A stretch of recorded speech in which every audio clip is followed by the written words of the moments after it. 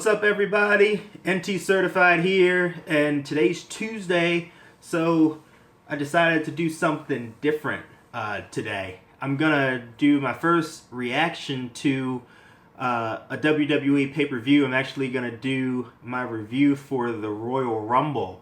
Actually, it's something that comes around every January. It's my favorite pay-per-view, over-the-top rope style battle royal, 30 men. Great pay-per-view, great concept, but it's not always done correctly or as the fans feel correctly every year. But I feel like this year's show was actually pretty decent. I had a lot of fun watching this year's pay-per-view. So let's just go ahead and just get right into it and let's review the pay-per-view. So I'm going to go ahead and do all of this in one take. I'm not going to sit here and try to look perfect or do anything like that. We're just going to get right into it. And you're going to feel what I feel and see what I see. And I'm going to go ahead and upload it as is. Because that's the way that I feel like videos should be. So the first match was a SmackDown match for the women's division.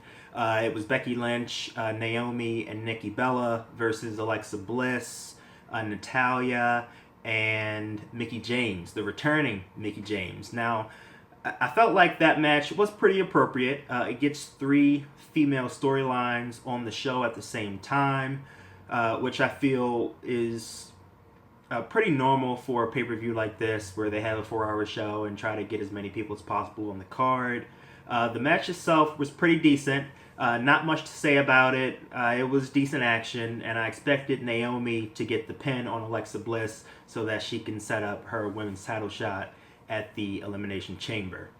Moving on to the second match, we have the Raw Tag Team Champions, Sheamus and Cesaro versus Luke Gallows and Carl Anderson, or The Club, if they're still called The Club. Wasn't expecting a title change here. Not at all.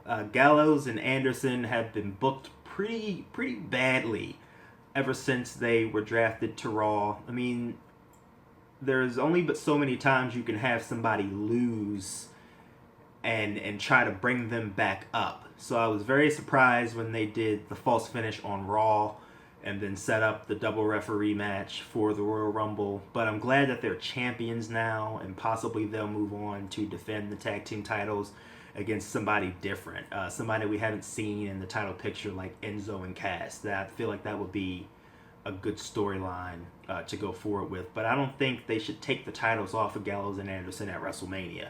I feel like it's something that they can drag out just a little bit. The third match on the card was Sasha Banks and Nia Jax. Now, this is a storyline that I feel is kind of beneath Sasha. She's very popular with the people, so I feel like she should have a prominent role. Maybe WWE feels like they're bringing up Nia Jax by putting her over Sasha, but I expected Nia Jax to go over Sasha to give her, the first big win of her career, and that's exactly what they did. Sasha is a great talent. I don't think she's as good as Charlotte. She's not as crisp and smooth as Charlotte in the ring. But you can't deny that she's over with the fans. Like, the fans love her. So, I mean, at some point, Sasha's going to have to, get a win back. Or you would hope that they would get her a win back because, she's popular. You can't deny that. Sasha needs to be featured every week, I feel. So that was the pre-show. Now, going into the main show, the first match was for the Raw Women's Championship, another Raw match on the pay-per-view. SmackDown really got shafted on this show. It was Bayley versus champion Charlotte. Now, I feel like the feud between them two is not a main event level feud. It's nowhere as near as emotional as Sasha and Charlotte, and I'm not sure exactly why that is, but I guess it is what it is. The match was decent. It ended very abruptly. It wasn't a finish that you saw coming. She did natural selection on the apron and rolled her into the ring, and she got the pin. I don't think that was expected, which I feel like wrestling should be unpredictable and things should come out of nowhere, and that kind of did. So I praise them for that. But this storyline has not been that great, and Bayley took a clean pin. So they're going to have to try to rally behind Bayley once again, and maybe she'll like beg for a championship shot and bait Charlotte into giving her another one. But the match was decent. I can't complain. A lot of solid action there.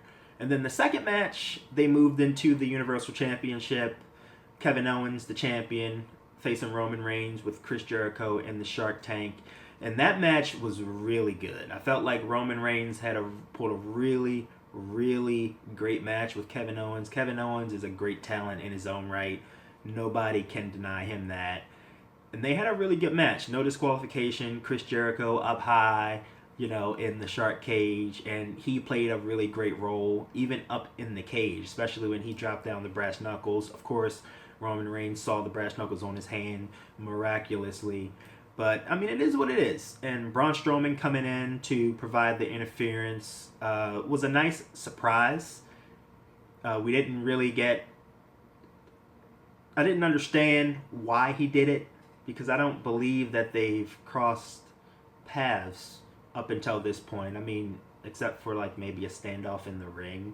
But otherwise, Owens retains, and he'll just be fed to the next guy.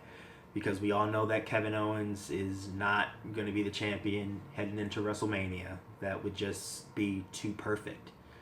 They're probably going to put him up against some part-timer. Word is that it might be Goldberg, but whatever. I don't want to see Goldberg as champion.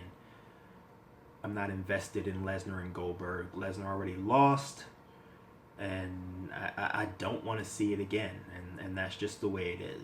Moving on to the Cruiserweight Championship, Rich Swann versus Neville, another match that I thought was decent.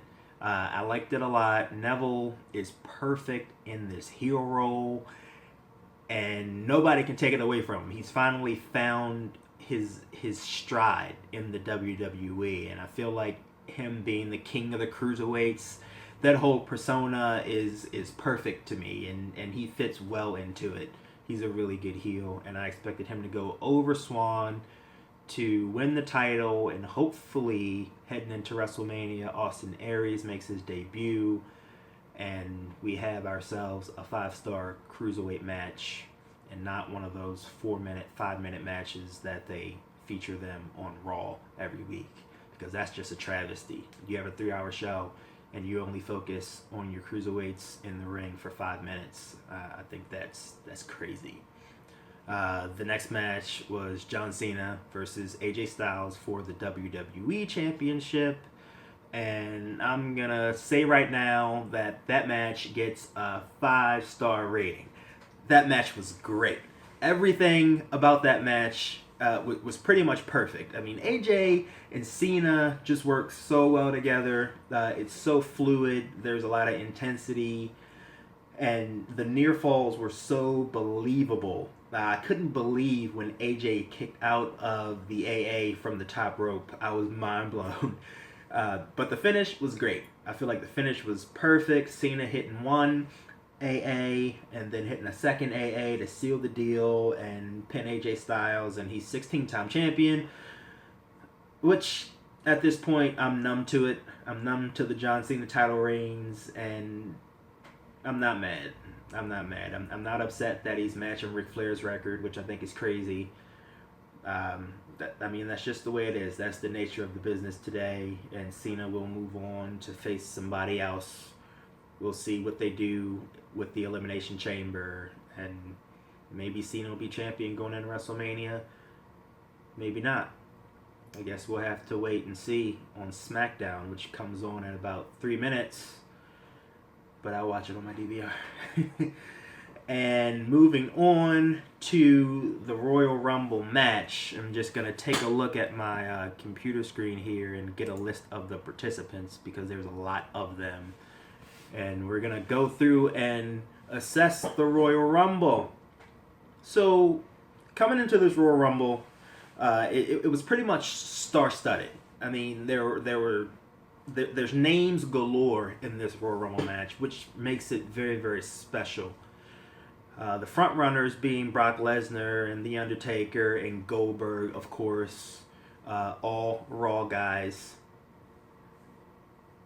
All Raw guys. I'm so sick of SmackDown being shafted and shorted when they're the better product and they're the better show. And I know there's some people that may not agree with me on that, but SmackDown is kicking Raw's butt when it comes to an overall wrestling product, and that's just the way it is. That's just the way it is. So coming into the Royal Rumble, Big Cass was number 1, and Chris Jericho was number 2. Okay, I feel like it was a good choice to put somebody like Big Cass at the top of the match. That way he could get in and possibly get some eliminations as a big guy and not be eliminated, you know, within 2 minutes of somebody else coming out and just doing quick eliminations. I think he had a good showing in the first 10 minutes of the match. He was in the match for about 10 minutes. Him and Chris Jericho worked well together, but he didn't get any eliminations, and I was shocked that he didn't get any eliminations. But it is what it is. Number 3 was Kalisto, and I was looking forward to seeing more SmackDown guys in the Rumble, so I was happy to see Kalisto in the match. Me personally, I thought that they were going to start off with a big surprise, kind of like how they did AJ Styles last year when he came in as number 3. But I'm happy that Kalisto got in. Kalisto is a good talent, and I like him a lot. The 4th competitor was Mojo Rawley. He came out with an early number, which is not surprising. Came in and did a little bit, and it's Mojo Rawley. We didn't really expect him to do anything special, but he did win that Battle Royal on SmackDown. It sucks that Zack Ryder's hurt and Mojo has to go it alone, but that's the nature of the beast when it comes to wrestling. Number 5 is Jack Gallagher from 205, or the Cruiserweight division. He comes out with his umbrella, and I think he was the only Cruiserweight to go into the Rumble also. But he's popular with the people, and he's unique. So I like him, but him doing the umbrella stuff with Jericho was a little bit silly to me. But he's Jack Gallagher, so he's going to be unorthodox, and that's fine with me. Number 6 with Mark Henry. Of course, with the Rumble being in Texas, Mark Henry has to come into the Rumble. Another person that I thought may have been another surprise, because there were like 8 spots that were unaccounted for that they didn't announce. But Henry came in and walked that long, long ramp. Actually, I don't know if many people know this, but a lot of them were on carts coming down to the ring. There's pictures online of them on carts. So Henry walked out and walked down the ramp, and then he climbed onto a cart, and then he was, strolled down to the ring on this cart. And I don't know if that's the reason why he took so long to come down to the ring, because it took him a long time to get down to the ring. But Henry's in the Rumble. Also, next up was Braun Strowman. Braun Strowman got an early number, and I did not expect to see Braun Strowman that early. He was my pick to win the Royal Rumble, because I feel like they could build a new star off of him. He's very promising. He's intimidating. He's decent in the ring. And he came in and eliminated Big Cass. He eliminated Mark Henry, Kalisto, and Mojo Rawley. And next up was Sami Zayn. Sami Zayn came out, and we already knew he was number 8 because Dean Ambrose leaked his number in a backstage segment. But Zayn comes in, and I was hoping that he wouldn't get eliminated right away. Like, he would fight Strowman and last a little bit. And he did. And we'll get to Sami Zayn a little bit later. But number 9 was the Big Show. Getting all of Braun Strowman's people in the ring. Kind of what they did a couple years ago with The Miz.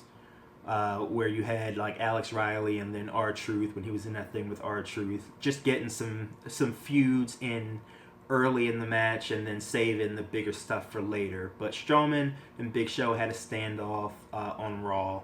And they had another standoff here at the Royal Rumble. Of course, Strowman comes out on top. Big Show's a legacy star at this point. He's going to put over the younger guy, and I'm glad that he did.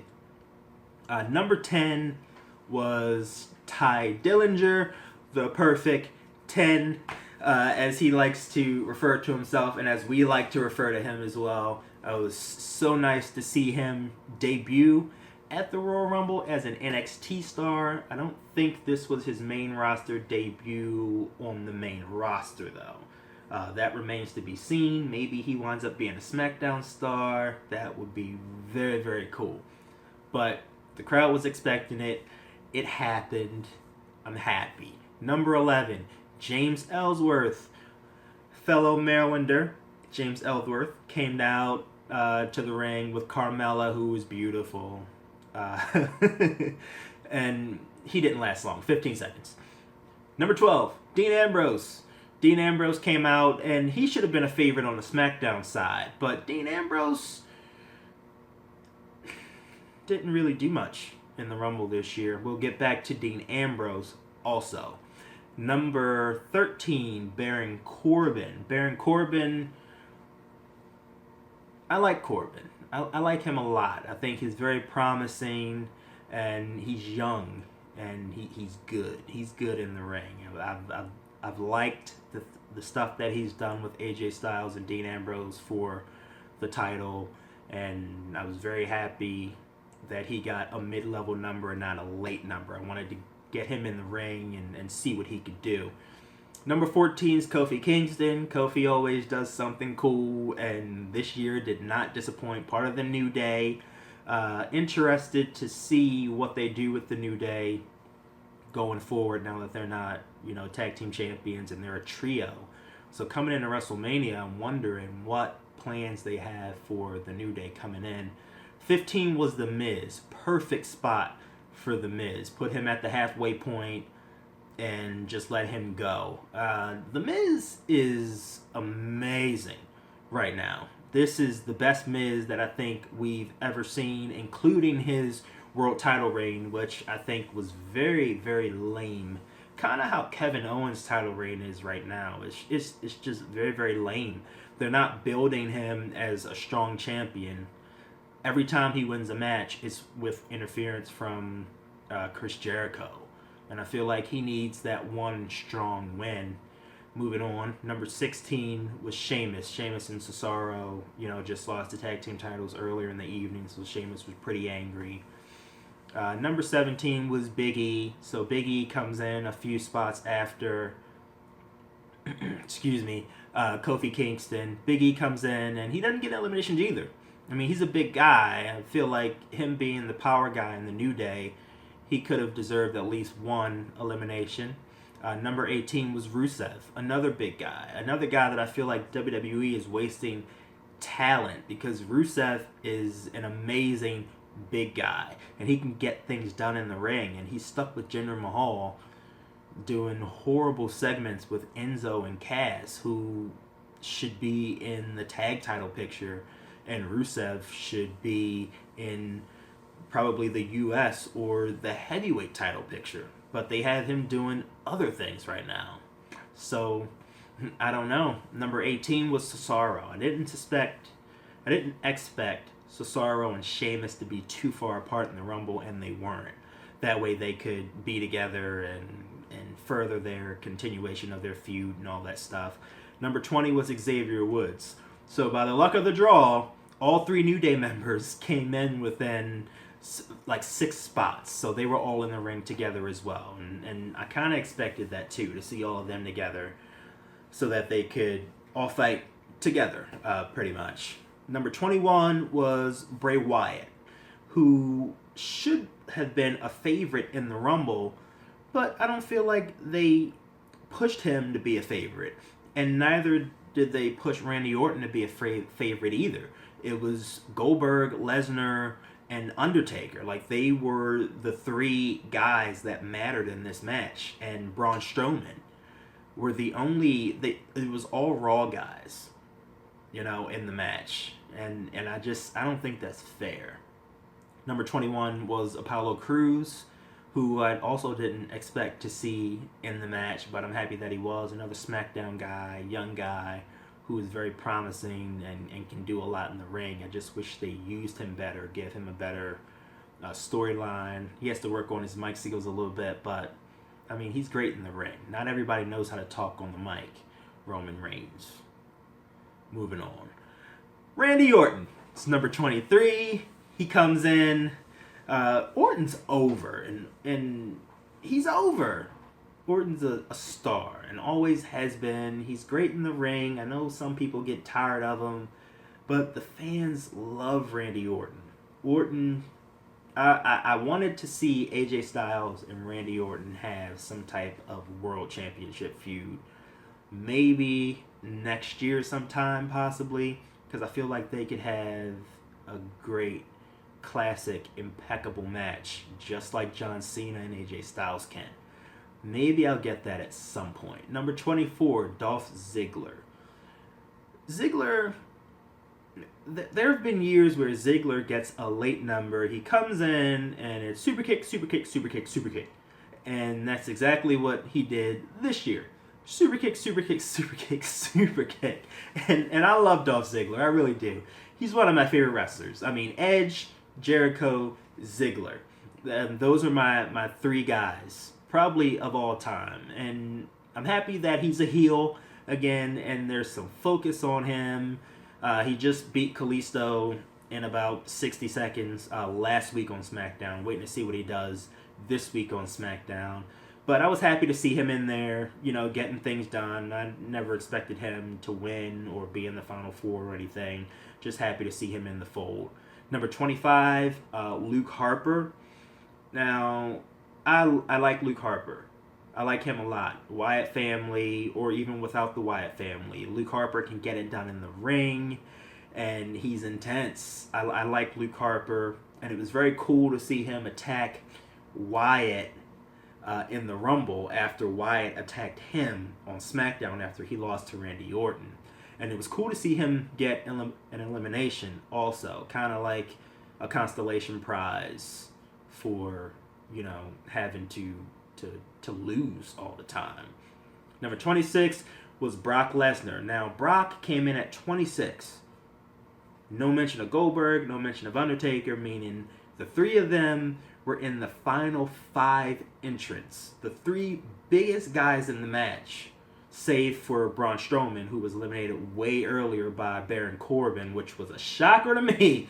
But, yeah, the 3 biggest guys are in the final 5 slots. So Lesnar comes in. Of course, he's throwing people all over the place, and he's eliminating people left and right. Okay, that's fair. Number 27 is Enzo Amore, which I believe they should have just left him out of the match altogether. It was just pointless. And he didn't get the pop that he should have because Lesnar had just hit the ring. It was just bad. And he's too over for them to just book as like this guy who just runs his mouth just to get beat up. That's Ellsworth. Ellsworth is already doing that. So let Enzo get some shine and not just for a crowd pop. So I didn't like that placement on him. Number 28 was Goldberg. Okay, everybody's excited about Goldberg coming back. I was too. I don't want to see him as champion. I don't want to see him in a world title program. I don't want to see him versus Brock Lesnar. I've already seen it. And I'm over it. It'll be cool, atmosphere-wise, when I go to WrestleMania and I see the match. But other than that, I don't really care about Goldberg and his chances of winning the Rumble. I didn't expect him to win. I didn't expect him to eliminate Brock Lesnar so easily either. So what do we have to look forward to at WrestleMania? 5-minute match? 10-minute match? I'll be surprised if they go longer than 15 as a main event. I'll be very shocked if they go longer than that. Number 29 was The Undertaker. Okay. Undertaker's getting old. He really is. It's great to see him. He can still get it done in the ring. Word is that he needs a hip replacement, and he was in a lot of pain before the Rumble. So I didn't expect him to be in too late. But, I mean, he did stay in for about 9 minutes, which was pretty impressive. And he eliminated a few people. got rid of Goldberg, which I was very happy about. And there was a little part of me that thought that he possibly could have won the Rumble until number 30 happened and Roman Reigns. Ugh. Roman Reigns just so happened to pull a number 30 slot out of where? Out of his butt. It just came out of nowhere. Like, if there were 30 guys already scheduled to be in the Rumble, how did Roman Reigns get number 30 if you were already in the world title program? So does that mean Kevin Owens would have gotten number 30 if Kevin Owens lost the Universal Championship? That just didn't make sense to me. It would have made a lot more sense if Seth Rollins attacked somebody and made his way into the Rumble, or if it was like a debuting superstar. I just don't understand. So overall, I felt like the Rumble was decent. They had some really good spots. I don't understand why Dean Ambrose got thrown out so easily, as he's like the second top guy on SmackDown, and John Cena wasn't even in the match. So their top face pretty much just got tossed out. Randy Orton I would consider a heel right now because he's with the Wyatt family. Even though they treat him as a face, technically he's a heel. Now, I felt like it should have came down to Bray Wyatt and Randy Orton. But I understand if they don't want to like push the envelope between them two and make them you know, fight each other in the ring before they break up. So Roman Reigns was that guy who eliminated Bray Wyatt right before Randy Orton eliminated him. I'm happy with Orton winning the Rumble. I think it's a good idea. Possibly move on to Bray Wyatt in a world title program. So possibly Wyatt is champion, which I can never complain about because Wyatt is one of the best talents in the company. Hands down, bar none, Wyatt's one of the best talents in the company, and he deserves a world title run. It's been years, and he's been ready, I feel like, for years. So I'm happy that Orton won. It's a SmackDown guy. I'm biased to SmackDown. I'm sorry, but I feel like they deserve it because they put on a great product. In all of the matches that looked like they're going to be scheduled for for WrestleMania, look like Raw matches. Goldberg and Lesnar is going to be a Raw match. It looks like The Undertaker's hanging over on Raw, so that's going to be a Raw match. Jericho and Owens is going to be a Raw match. Triple H and Seth Rollins is going to be a Raw match. The only ones we have to look forward to on SmackDown is whoever Randy Orton faces and whoever John Cena faces. We don't know what's going on with AJ Styles. He's just out in the wind right now, and that's just the way it is. But all in all, I'm going to say that the Rumble was a decent pay-per-view, and I enjoyed it. The Rumble was a bit flawed, but overall, the rest of the card was solid. There were no bad matches on the card, and you really can't complain about that. So, in conclusion, I'm NT certified. Thanks for watching. Please like, please comment, and please subscribe. I appreciate you watching. Have a good night. I'm going to go watch some SmackDown. Peace out.